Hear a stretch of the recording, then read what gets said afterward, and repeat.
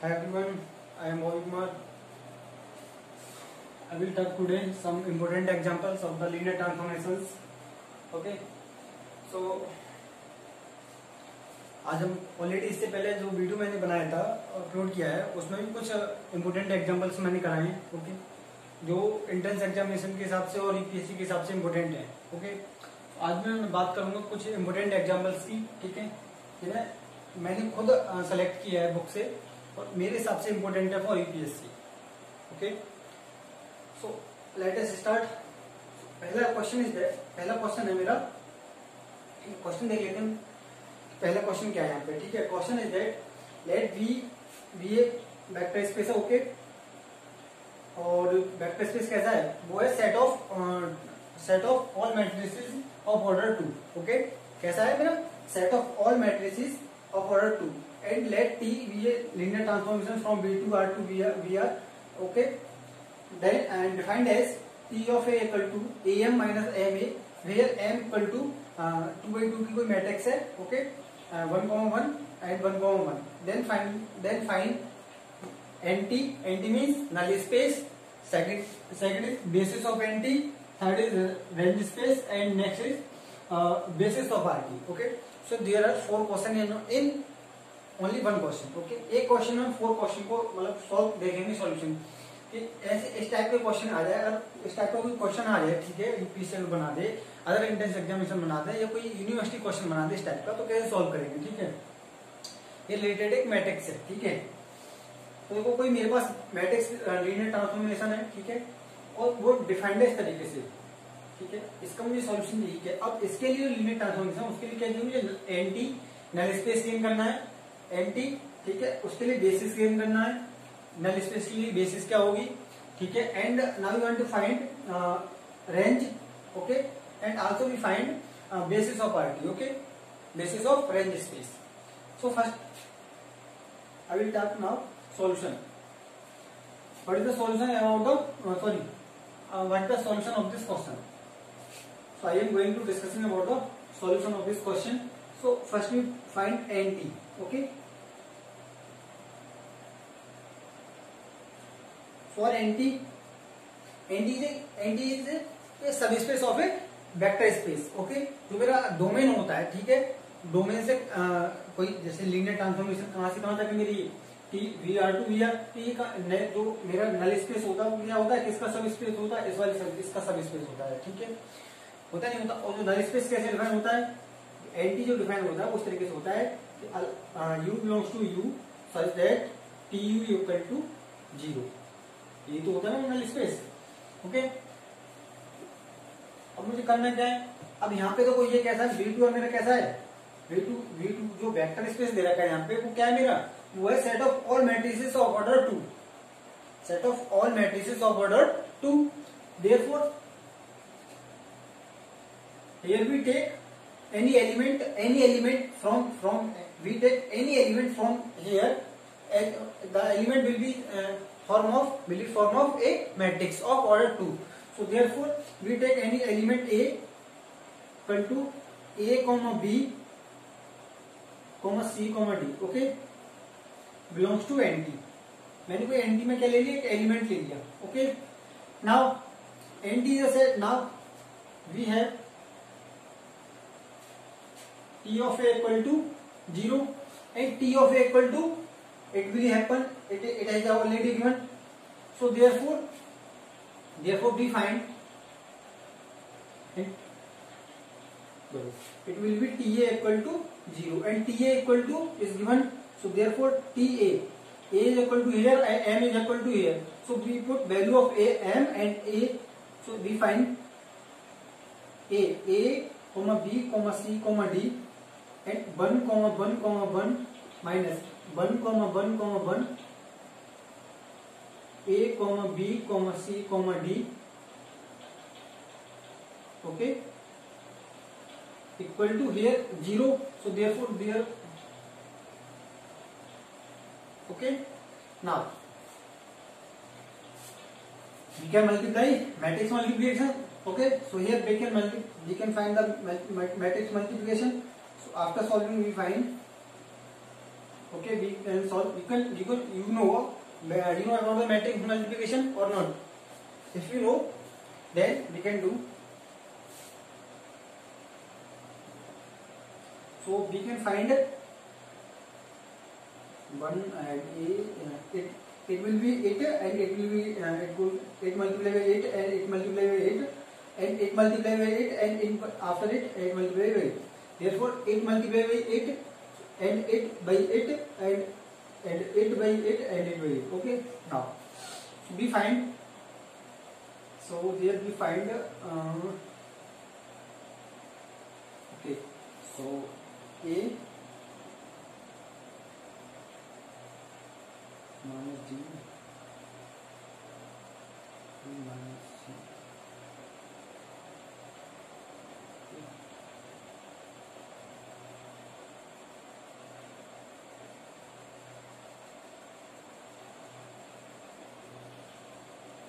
Okay, so here we find B minus C. Okay, you know about the matrix multiplication, you can do, and A minus D, and we find after it term will be D minus A and C minus B. Okay, it will be equal to 0, 0. Sorry. Okay. On solving these equation this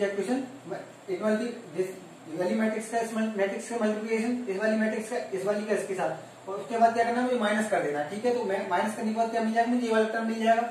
ठीक है, जब ये वाला term मिल जाएगा मुझे, अब क्या करना है, मुझे इस वाले टर्म को क्या करना है, अब कंपेयर करना है इस वाले टर्म की इसके साथ, इसकी इसके साथ, इसकी इसके साथ और इसकी इसके साथ.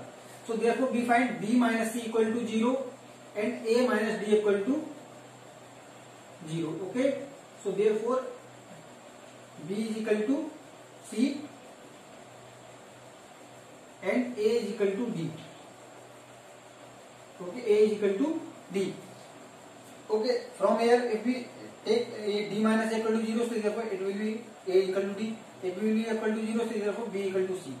Okay, so therefore हमें क्या रिलेशन मिला यहाँ से, B की जो B equal to C and A equal to D. So therefore A will be, A क्या मिल जाएगा मुझे, जो A equal to A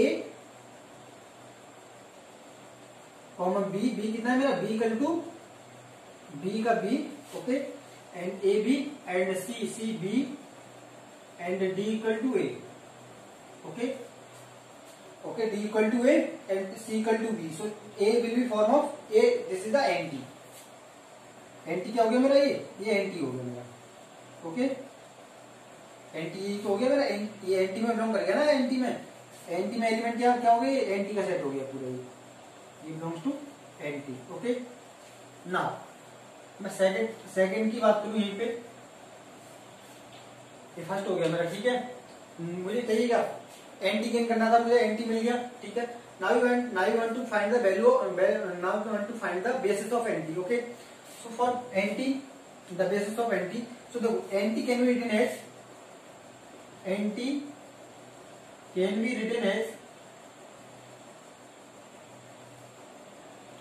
A comma B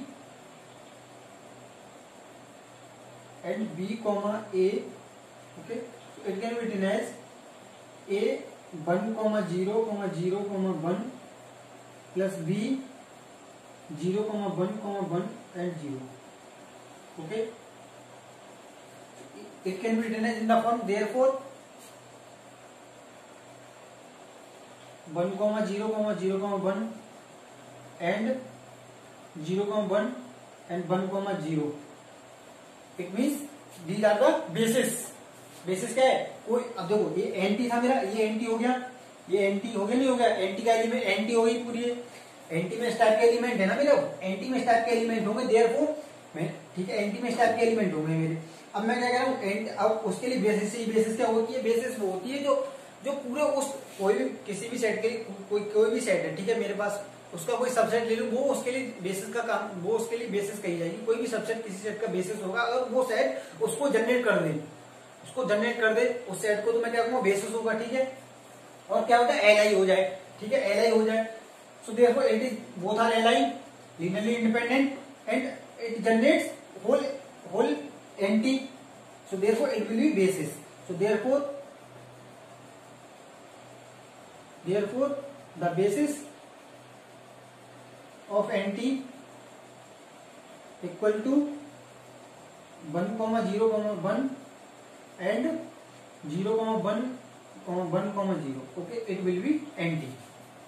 Okay, so this is the solution of first and second. Now you want to find the RT. Okay,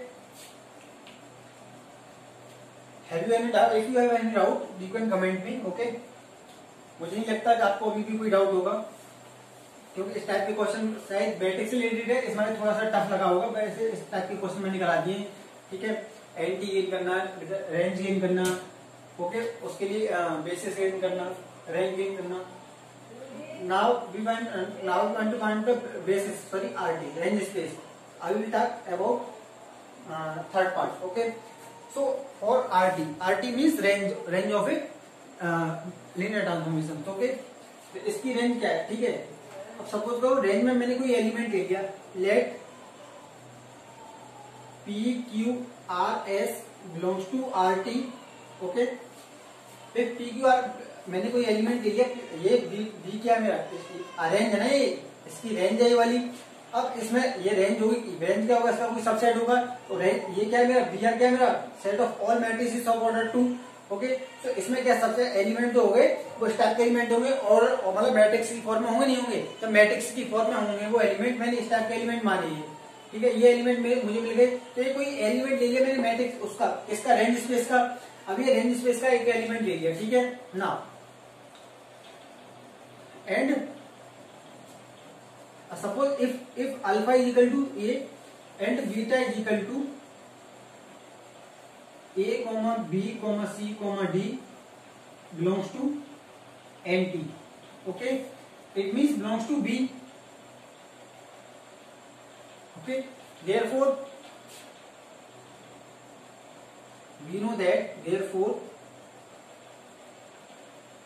देखो ये element कहां से लिया मैंने, इस B2R से। ठीक है, सॉरी BR से। ये क्या मेरा ये वाला है एलिमेंट है, यहां से देखो। तब मैं क्या लिखूंगा, T of beta is equal to alpha. It can be written as or not. Okay, so if it is A and it is B, okay, therefore B is equal to TA. It can be written as or not. It can be written. So it can be right now. Therefore B equal to TA, because we know that जो जैसे मैं कह रहा हूँ कोई T मेरा कोई anti, यहाँ पे U2 B है लीनियर ट्रांसफॉर्मेशन तो, और U belongs to U and V belongs to V, then V is equal to TU। This is the set of all. इस टाइप का जो U बिलोंग्स टू U, ठीक है, इस टाइप का जो मिलेगा मुझे सेट जो मिलेगा वो क्या हुआ, रेंज स्पेस ही तो होता है वाला, RT यही तो होता है मेरा। TU such that TU equal to B such that U belongs to, मैंने उल्टा लिख दिया है। ठीक है, यही सेट होता है, इस टाइप का सेट होता है, नहीं होता रेंज स्पेस का। ठीक है, तो रेंज स्पेस में इस टाइप के एलिमेंट होते हैं। नाउ तो I am saying that, okay, ये सॉल्यूशन चल रहा है नीचे। ठीक है, थर्ड का, so B equal to B equal to T, therefore I can write, और टी इक्वल टू क्या मेरा ये वाला है, और ए इक्वल टू क्या है ये वाला टर्म है मेरा, तो मैं अगेन मैं इसको क्या लिखूंगा, A, B, C, D and M की value 1 1 minus 1 1 and A, B, C, D। Okay, it will be equal to B क्या मेरा PQ RS। ओके, ये है मेरा PQRS।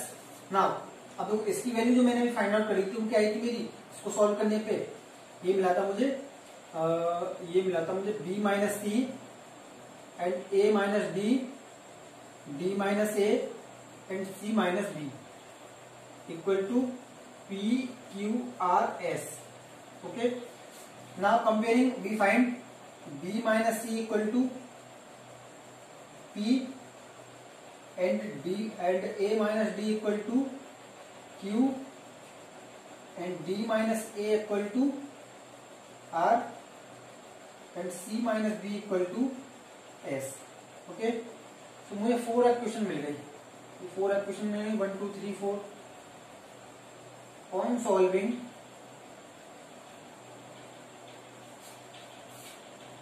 इक्वेशंस बी फाइंड, ठीक है। अब देखो यहाँ से जो वैल्यू मुझे गेन मिलेगी, यहाँ से इनको सॉल्व करने के बाद वो क्या मिलेगी, वो जो रिलेशन मिलेगा वो मुझे इस टाइप का मिलेगा, P equal to minus S and Q equal to minus R, ठीक है। इनको मुझे सॉल्व करने का क्या रिलेशन मिलेगा, इनमें ये इस टाइप का रिलेशन मिलेगा शायद, एक बार चेक कर लेता हूँ मैं, ठीक है। तो मुझे जो रिलेशन मिलेगा, ठीक है, ये रिलेशन मिलता है मुझे, एस इक्वल टू, ये रिलेशन मिलता है, ठीक है। अब मुझे क्या करना है, क्या है, ये रिलेशन मिल गया मुझे, P equal to S and Q equal to minus R. So therefore we have V equal to, मेरे पास जो रेंज का एलिमेंट क्या था, ये तो था P Q equal to P Q R S, तो we put P Q equal to minus R, okay, and R at S is equal to minus P. Okay, so this is the base, this is the range space. Okay, so range space में इस type के element होंगे, ये क्या हो गया, range space हो गया। ओके, नाउ ये मेरा थर्ड क्वेश्चन यहाँ तक final. I will talk about 4। अब 4 के लिए हम बात करें तो बेसिस ऑफ आरटी, बेसिस क्या होती है, मतलब बेसिस मतलब उसको जनरेट कर दे, रेंज स्पेस को क्या कर दे, जनरेट कर दे, रेंज स्पेस को जनरेट कर दे। इसको देखो, अब मैं इसको किसकी फॉर्म में लिख सकता हूँ, देखो, so it can be written as, RT can be written as,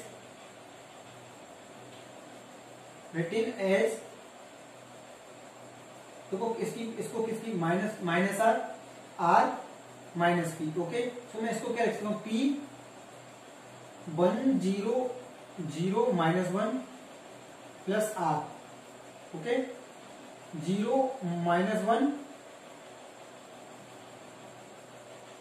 and 1 0।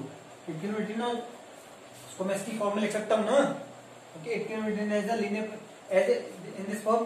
सो देखो, अब देखो ये क्या कर रहा है, ये मुझे क्या मिल गया, यहाँ पे 2 एलिमेंट मिल गए, क्या, कौन से एलिमेंट में, 1 0 0 माइनस 1 एंड 0 माइनस 1 एंड 1 0।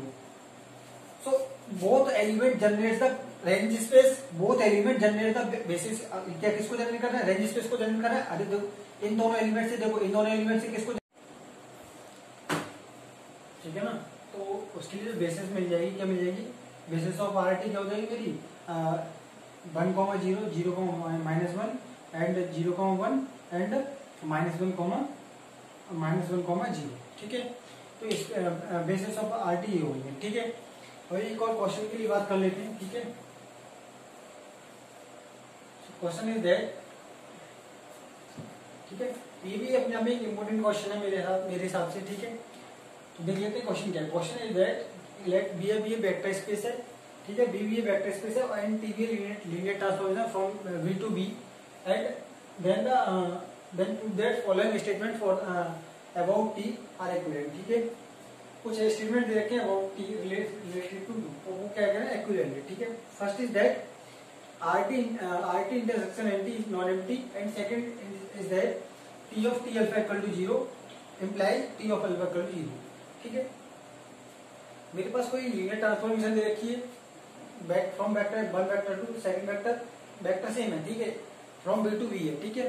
और अब क्या कर रहा है, दैट फॉलोइंग स्टेटमेंट, ये 2 स्टेटमेंट दे रखे हैं, ठीक है। इनको क्या करना है, मुझे प्रूफ करना है। तो पहला दे रखा है इसमें कि intersection of range space and null space is non empty. Second is that T of T alpha equal to 0, this implies T alpha equal to 0।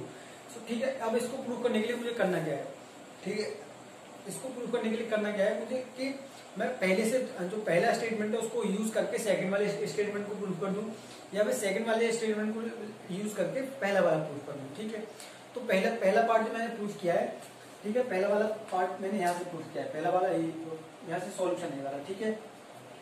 तो पहले वाला मैंने क्या किया है कि पहले से सेकंड, मतलब पहला लेकर चला, मैं पहले को यूज करके दूसरे वाले को प्रूव किया है कि सपोज उनका इंटरसेक्शन मैंने लेके चला कि उनका इंटरसेक्शन नॉन एम्प्टी है, इंटरसेक्शन इज नॉन एम्प्टी, ठीक है, उनका इंटरसेक्शन क्या है, नॉन एम्प्टी है, तो उनका इंटरसेक्शन नॉन एम्प्टी है, इट मींस देयरफॉर अब तक देखो जब नॉन एम्प्टी इंटरसेक्शन दे रखा है और मुझे ये क्या दे रखा है सेकंड में कि T of T alpha equal to 0, तो T of T alpha equal to 0 therefore मुझे प्रूफ करना है कि ये इंप्लाइज करेगा टी अल्फा इक्वल टू 0, ये इसको इंप्लाइज करेगा, ये मुझे प्रूफ करना है। ठीक है, जब T of T alpha equal to 0 दे रखा है तो मैं जानता हूं कि अगर कोई मेरे पास लीनियर ट्रांसफॉर्मेशन है from u to v, then T of u equal to 0, this implies u belongs to nt, यही होता नहीं होता। अब कोई मेरे पास लीनियर ट्रांसफॉर्मेशन है from u to v and tu equal to 0, then u belongs to nt, u belongs to nt, this is the definition of null space. Okay, so it goes to u किसमें चला जाएगा, null space में चला जाएगा। जब null space में चला जाएगा तो यहां से देखो मैंने क्या किया, T of T alpha equal to 0, this implies T alpha belongs to nt, चला गया नल स्पेस में, चला गया ये वाला एलिमेंट किसमें चला गया, नल स्पेस में चला गया। This means alpha belongs to B, alpha किसमें जाएगा, अल्फा किसमें से है मेरा एलिमेंट, तो अल्फा बिलोंग्स टू बी, यही से है ना, तो अल्फा बिलोंग्स टू बी है, so T of alpha belongs to, it means T of alpha belongs to range space. जैसे सपोज कर मैंने लिया था कोई u टू b, मैंने कोई वेक्टर स्पेस लिया, sorry linear transformation from u to b।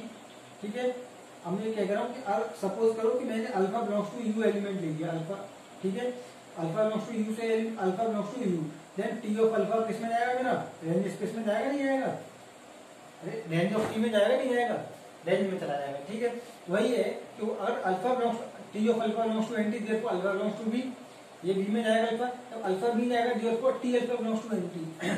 ठीक है, इट मींस क्या हो गया, जब टी अल्फा देखो एनटी में जा रहा है और टी अल्फा किसमें जा रहा है, रेंज स्पेस में जा रहा है। और मैं क्या लेके चला था कि उसका रेंज स्पेस क्या है, रेंज स्पेस और intersection of range space and null space is non empty.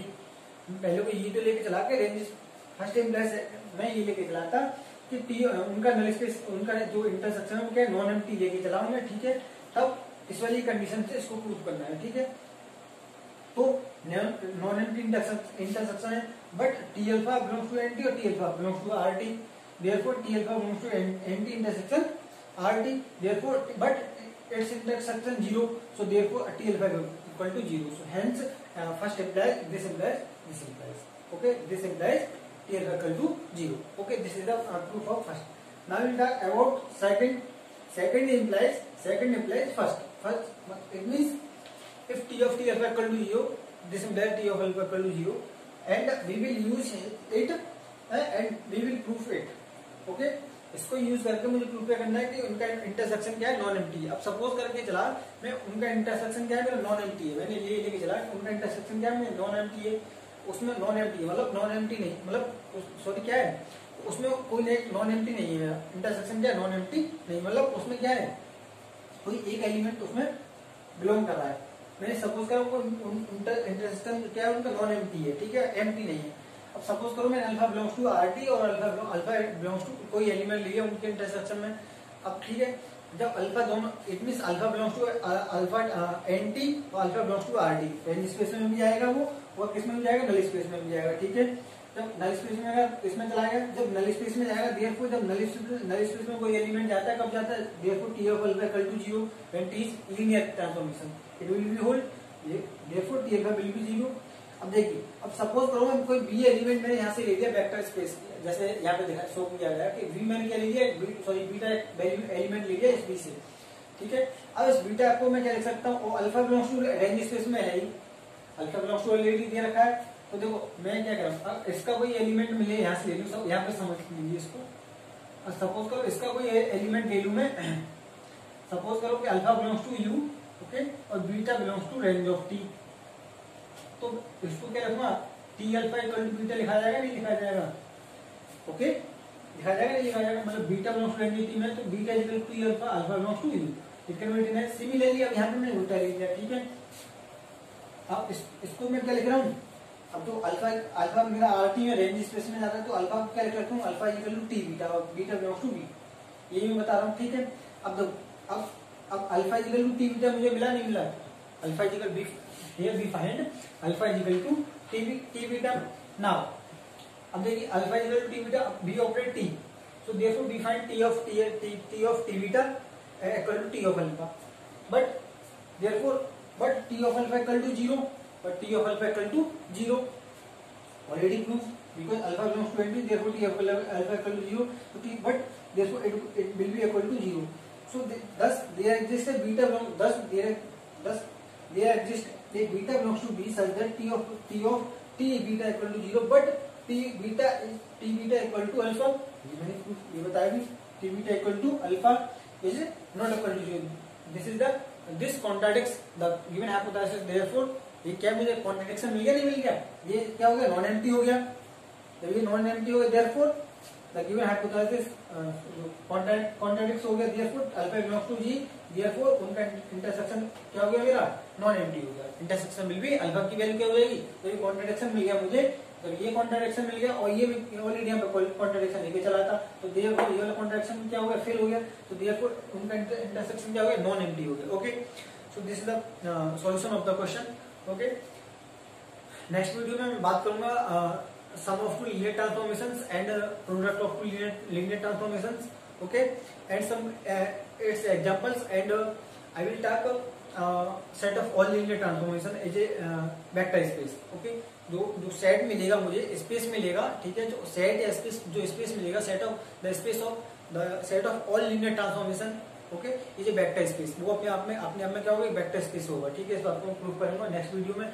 ठीक है, बात करूंगा अगर कोई मेरे पास दो लीनियर ट्रांसफॉर्मेशन एस और टी, उनका जो सम होगा वो भी क्या होगा, वो भी एक लीनियर ट्रांसफॉर्मेशन होगा. इस बात को प्रूव करना है. और कोई मेरे पास S and T linear transformation, then उनका प्रोडक्ट भी क्या होगा, लीनियर ट्रांसफॉर्मेशन होगा. इस बात को नेक्स्ट वीडियो में बात करूंगा. ठीक है, तो मिलते हैं नेक्स्ट वीडियो में. एक बात और, अगर आप वही कह रहा हूँ, if you are new on my YouTube channel then please share and subscribe. Okay, thank you for watching.